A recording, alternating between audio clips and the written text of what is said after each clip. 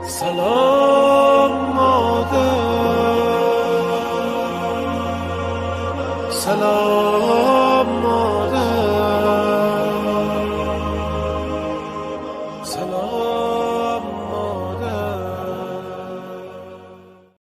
کہ کیس کیا ہے؟ کیس یہ ہے کہ جناب سیدہ کا کلیم نمبر 1 یہ ہے کہ یہ میرے بابا نے مجھے ہدیہ کیا تھا، ہبہ کیا تھا، فدق، یہ مجھے دے دیا تھا۔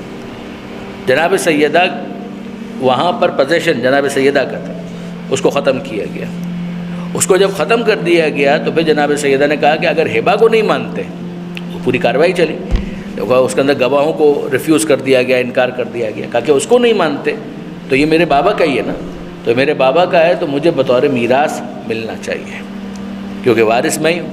اب یہ آپ اس بات کو ذہن میں رکھیے گا کہ میراث جو تقسیم ہوتی ہے تو اس کے اندر 3 گروہ ہیں۔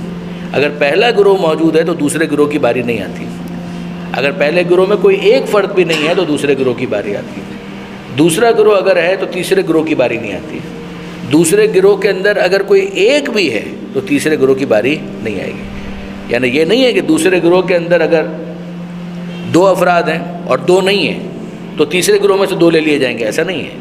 یعنی دوسرے گروہ میں سے اگر ایک بھی فرد موجود ہے تو پھر تیسرے گروہ کی باری نہیں آئے گی۔ سو از دا کیس پہلے گروہ کے اندر بھی یہی معاملہ ہے۔ پہلے گروہ کے اندر کون آتا ہے؟ ماں باپ اور اولاد۔ اولاد نہ ہو تو اولاد کی اولاد، یعنی اولاد میں سے کوئی بھی نہ ہو تو پھر اولاد کی اولاد۔ تو ماں باپ اور اولاد یہ ہیں پہلے گروہ کے اندر۔ بیوی کا ایک مخصوص حصہ ہے جو وہ ہر ایک گروہ کے ساتھ پائے گی، لیکن باقی جو پہلا گروہ ہے اس کے اندر ماں باپ ہے اور اولاد ہے۔ ماں باپ اولاد میں سے کوئی ایک بھی ہو تو دوسرے گروہ کا ڈسکشن نہیں آئے گا۔ یہاں پر جناب سیدہ صرف ایک بیٹی ہے اور کوئی نہیں ہے۔ پیغمبر اکرم کے والدین کا انتقال ہو چکا ہے، پیغمبر اکرم کی اولاد میں صرف جناب سیدہ ہیں، لہذا جناب سیدہ ہی صرف اور صرف ایک قانونی وارث ہے جناب ختمی مرتبت کی، تو سب کا سب جناب سیدہ کا حق بنتا ہے۔ تو جناب سیدہ نے اس بارے میں کہا کہ اگر تم ہبہ کو قبول نہیں کرتے ہو تو میراث کے عنوان سے تمہیں قبول کرنا پڑے گا۔ اس کو سٹ پٹائے اور انہوں نے ایک حدیث بیان کر دی، مذمومہ حدیث۔ وہ حدیث کیا تھی؟ انہوں نے کہا کہ بھئی میں نے اپنے کانوں سے سنا ہے کہ پیغمبر اکرم نے یہ ارشاد فرمایا کہ نحن معاشر الانبیاء لا نرث ولا نورث ما ترکناہ صدقہ، کہ ہم گروہ انبیاء نہ ہمارا کوئی وارث ہوتا ہے نہ ہم کسی کو وارث بناتے ہیں، جو ہم چھوڑ جائیں وہ صدقہ ہے۔ جب انہوں نے یہ بات کہی تو آپ اس کو دیکھیں کتنا جنرلائز کیا ہوا۔ انہوں نے کہا تمام انبیاء کے بارے میں پیغمبر اکرم نے یہ بات کہہ دی۔ یعنی ایک تو یہ ہوتا نا کہ پیغمبر اکرم نے یہ کہا ہے کہ میرا کوئی وارث نہیں ہوگا، یہ نہیں، انہوں نے کہا تمام انبیاء، ہم گروہ انبیاء نہ کوئی وارث ہوتا ہے نہ وارث بنتا ہے۔ تو یہ اتنا جنرلائز انہوں نے کر دیا، ان کی توجہ تو نہیں تھی کہ قرآن مجید کے اندر تو یہ آیتیں موجود ہیں۔ اب جناب سیدہ کے سامنے وہ اس بات کو جب بیان کریں گے تو جناب سیدہ وارث قرآن ہیں، یہ وہ بیوی ہیں کہ جن کی رگوں میں قرآن کی آیتیں لہو بن کر دوڑ رہی ہیں۔ تو جناب سیدہ نے قرآن کی آیتیں پڑھنا شروع کی۔ جناب سیدہ نے ایک بات تو اصولی یہ کی کہ تمہارا کیا خیال ہے کہ میرے بابا قرآن کے خلاف کوئی بات کریں گے؟ آج بھی یہ اصول ہے کہ اگر کوئی چیز قرآن کے خلاف ہو تو اسے حدیث کے طور پر قبول نہیں کیا جائے گا۔ جو اہل بیت کی تعبیر ہے وہ تو یہ ہے کہ اس کو دیوار پر مار دو، اس کو حدیث مان کر دیوار پر مار دو، نہیں، وہ حدیث ہے ہی نہیں، وہ فیبریکیٹڈ ہے، وہ مذمومہ ہے، من گھڑت ہے، اس کا حقیقت سے کوئی تعلق نہیں ہے۔ اب سمجھ رہے ہیں آپ میری بات کو؟ تو پیغمبر اکرم کے بارے میں جناب سیدہ فرماتی ہیں کہ تمہارا کیا خیال ہے کہ میرے بابا قرآن کے خلاف کوئی بات کریں گے؟ جس قرآن کو وہ لے کر آئے ہیں اسی قرآن کے خلاف کوئی بات کریں گے؟ اور اگر کوئی ایسی بات ہوتی تو تم کو کیوں بتاتے ہیں؟ اس پر غور کیجئے گا۔ یعنی اگر کوئی ایسی بات کہنی بھی ہوتی، نمبر 1 قرآن کے خلاف کوئی بات کریں گے نہیں، لیکن اگر کوئی بات بیان کرنی ہوتی تو وہ تم کو کیوں بتاتے ہیں؟ اگر بتانا تھا تو اسٹیک ہولڈر تو میں ہوں، مجھے بتاتے۔ یعنی یہ بالکل ایسا ہے، یہ بچے یہاں پر موجود ہیں، ان کو ایک سمجھانے کے لیے مثال دیتا ہوں کہ آپ سنتے ہیں اسمبلی میں، اسکول میں اناؤنسمنٹس ہوتی ہیں، تو جو جنرل اناؤنسمنٹس ہوتی ہیں وہ تو اسمبلی میں ہو جاتی ہیں، جس کا تعلق پورے اسکول کے ساتھ ہوتا ہے۔ یہ ہو سکتا ہے کہ کوئی خاص اناؤنسمنٹ ہو، اس کو روک لیا جائے کہ بھائی یہ اناؤنسمنٹ کلاس 7 کے لیے ہے، سب کے لیے نہیں ہے، تو اس کو کلاس 7 کے اندر کر دیا جائے گا۔ لیکن یہ تو نہیں ہو سکتا کہ کلاس 7 کی اناؤنسمنٹ جا کر دی جائے کلاس 8 کے اندر، 7 والوں کو پتہ ہی نہیں ہے۔ تو یہ کہا جائے گا نا، 8 والے کہیں گے کہ جب ہم سے کوئی ربط نہیں ہے تو ہمیں کیوں بتا رہے ہیں؟ آپ ان کو بتائیے جن کا تعلق کلاس 7 کے ساتھ ہے۔ اور کلاس 7 والے بھی بتائیں گے کہ جب ربط ہمارے ساتھ ہے تو آپ کلاس 8 والوں کو کیوں بتا رہے ہیں؟ ایک اناؤنسمنٹ اگر کلاس 7 سے اسپیسیفک ہے تو وہ کلاس 8 میں یا 6 میں بتانے کا کوئی فائدہ نہیں ہے۔ بالکل اسی طریقے سے میراث پیغمبر کا مسئلہ اگر پیغمبر اکرم کو بتانا تھا تو پیغمبر اکرم کس کو بتاتے ہیں؟ اس کو کہ جس کا کوئی تعلق ہی نہیں ہے۔ یعنی وہ کہہ رہے ہیں کہ مجھ سے کہا تو آپ سے کیوں کہیں گے؟ جناب سیدہ واحد اسٹیک ہولڈر ہے، اگر بتانا تھا تو جناب سیدہ کو بتانا تھا۔ جناب سیدہ کو نہیں بتا رہے، آپ کو بتا رہے ہیں، اس کا مطلب کیا ہے؟ آپ کیا کہنا چاہتے ہیں؟ کہ آپ یہ کہنا چاہتے ہیں کہ پیغمبر اکرم نے اپنا کار رسالت انجام نہیں دیا؟ آپ ذرا سوچیے گا، اس بات پر غور کیجیے گا کہ پیغمبر اکرم کی ذمہ داری کیا ہے؟ وما علی الرسول الا البلاغ المبین۔ یہ قرآن مجید کے اندر خدا فرماتا ہے کہ رسول کے ذمے پر ہے کہ وہ پیغام کو صاف صاف پہنچا دے، تو جس سے متعلق جو حکم ہے وہ صاف صاف پہنچائیں، یہ پیغمبر اکرم کی ذمہ داری ہے۔ تو پیغمبر اکرم اگر وہ حکم جو جناب سیدہ سے متعلق ہے بی بی ہی کو نہ بتائیں تو اس کا کیا مطلب ہے؟ کہ جناب سیدہ سے متعلق حکم نہ بتا کے پیغمبر اکرم نے کار رسالت انجام نہیں دیا تھا؟ کیا مطلب؟ ایک اصولی بات یہ ہے کہ قرآن کے خلاف کوئی بات ہو ہی نہیں سکتی۔ نمبر 2، اگر بتلانا تھا تو وہ مجھے بتلاتے، تم کو کیوں بتلاتے؟ تمہارا کیا تعلق ہے اس کے ساتھ؟ تمہارا کوئی ربط نہیں ہے، کوئی ریلیونس نہیں ہے۔ آپ بات کو سمجھ پا رہے ہیں؟ یہ ہے وہ بنیادی مدعا جو جناب سیدہ نے قائم فرمایا۔ اب آپ قرآن مجید کے اندر دیکھیں گے تو ایک آیت یہ ہے وَوَرِثَ سُلَيْمَانُ دَاوُودَ، کہ سلیمان داؤد کے وارث ہوئے، یہ سورہ نمل کی آیت ہے۔ دوسرا جو موقع ہے وہ جناب زکریا علیہ السلام کی دعا ہے کہ انہوں نے پروردگار عالم کی بارگاہ میں ہاتھ اٹھا کر یہ دعا مانگی کہ اے پروردگار ہب لی من لدنک ولیہ، مجھے اپنے پاس سے ایک ولی بیٹا عطا کر، یرثنی و یرث من آل یعقوب، جو میرا بھی وارث بنے اور آل یعقوب کا بھی وارث بنے۔ یہ پروردگار عالم نے قرآن مجید کے اندر دوسرا موقع جہاں پر نبیوں کی میراث کا تذکرہ کیا، اور زکریا علیہ السلام کی وہ آیت پڑھیں گے نا تو اس میں آپ کو الفاظ ملیں گے اشتعل الراس شیبہ، اے پروردگار وہن العظم، میری ہڈیاں کمزور ہو گئی ہیں، میرے اوپر بڑھاپا چھا چکا ہے، اور اے پروردگار میں اپنے دیگر رشتہ داروں کے بارے میں ڈرتا ہوں کہ وہ میری میراث کو ضائع کر دیں گے، اب مجھے کیا کر، تو اپنے پاس سے ایک ولی بیٹا عطا کرے۔ یہ زکریا علیہ السلام بوڑھے ہو چکے ہیں، بڑھاپے میں دعا مانگ رہے ہیں، اور یہ دعا یہ مانگ رہے ہیں کہ مجھے ایک ایسا بیٹا عطا کر جو میرا بھی وارث بنے اور آل یعقوب کا بھی وارث بنے۔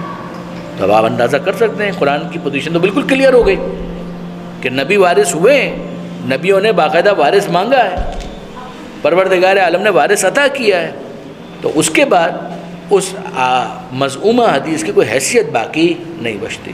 اور ظاہر ہے کہ جناب سیدہ نے جب یہ آیتیں پڑھی ہیں تو اس کے بعد وہ سامنے اسپیچ لیس تھے، ان کے پاس کوئی جواب نہیں تھا اس کا۔ پھر جناب سیدہ نے اس آیت کو بھی پیش کیا کہ جو عمومی طور پر میراث کے بارے میں کہ اولو الارحام بعضهم اولی ببعض، کہ رشتہ داروں میں سے بعض پر اولویت رکھتے ہیں، یعنی اگر وہ موجود ہیں تو ان کو میراث ملے گی، دوسروں کو نہیں ملے گی۔ تو جناب سیدہ فرماتی ہیں میں اکلوتی وارث اپنے بابا کی، اور ان کے بارے میں تم یہ کہہ رہے ہو کہ ان کو میراث نہیں ملے گی، تو یہ کون سا ایسا خاص حکم ہے جو تم لے کر آئے ہو؟ اب ذرا اس کو دیکھیے تو آپ کے لیے میرا اندازہ ہے کہ سمجھنا زیادہ آسان ہو جائے گا۔ تو فرماتے ہیں خدا کی کتاب میں کیا یہی لکھا ہوا ہے کہ تمہیں تو اپنے باپ کا ورثہ مل جائے اور مجھے اپنا ترکہ پدری نہ ملنے پائے؟ یہ تو بڑے اچنبھے میں ڈال دینے والی بات ہے۔ اچھا بتاؤ تو صحیح، تم لوگوں نے جان بوجھ کر خدا کی کتاب سے رشتہ توڑ کر اسے پیچھے ڈال دیا ہے، ورنہ قرآن تو واضح طور پر پکار رہا ہے وَوَرِثَ سُلَيْمَانُ دَاوُودَ، سلیمان داؤد کے وارث قرار پائے۔ اور یحییٰ ابن زکریا کے بارے میں ارشاد ہوا وَهَبْ لِي مِن لَّدُنْكَ وَلِيًّا يَرِثُنِي وَيَرِثُ مِنْ آلِ یعقوب، کہ اے پروردگار تو اپنے کرم سے مجھے ایسا جانشین مرحمت فرما جو میرا بھی وارث ہو اور آل یعقوب کا ورثہ بھی اس کو ملے۔ اور پھر خدا نے یہ ارشاد فرمایا کہ اولو الارحام بعضهم اولی ببعض فی کتاب اللہ، کہ رشتہ داروں میں سے خون کا رشتہ رکھنے والے ہی ایک دوسرے کے زیادہ حقدار ہیں۔ اس کے علاوہ یہ بھی خدا کا فرمان ہے کہ یوصیکم اللہ فی اولادکم، کہ اللہ تمہیں تمہاری اولاد کے بارے میں وصیت کرتا ہے للذکر مثل حظ الانثیین، کہ اگر بیٹا بیٹی دونوں ہوں تو لڑکے کا حصہ لڑکی کے مقابلے میں دگنا ہوگا۔ اور پھر یہ بھی اسی کا حکم ہے کہ ان ترک خیرا الوصیہ، کہ اگر کچھ مال خیر تم چھوڑ کر جا رہے ہو تو پھر وصیت کرو اس میں سے والدین کے لیے اور رشتہ داروں کے لیے بالمعروف، اچھے طریقے سے، حقاً علی المتقین، کہ یہ متقین کے اوپر ایک حق ہے۔ پیغمبر اکرم سے بڑا متقی کون ہے؟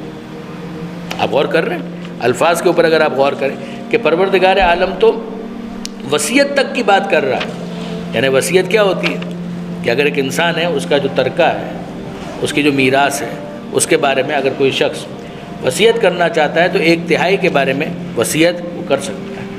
اگر وہ 3 کروڑ چھوڑ کر جا رہا ہے تو وہ 1 کروڑ کے بارے میں وصیت کر سکتا ہے، پورے مال کے بارے میں نہیں، مگر ایک حصے کے بارے میں وصیت کر سکتا ہے، 1/3 کے بارے میں۔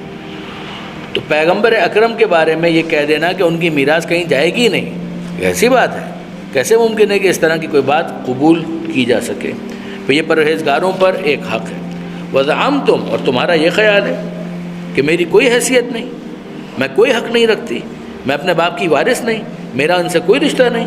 بتاؤ تو صحیح، اللہ نے تمہارے لیے کوئی ایسی خاص آیت نازل کی تھی کہ جس کا اطلاق میرے باپ پر نہیں ہوتا؟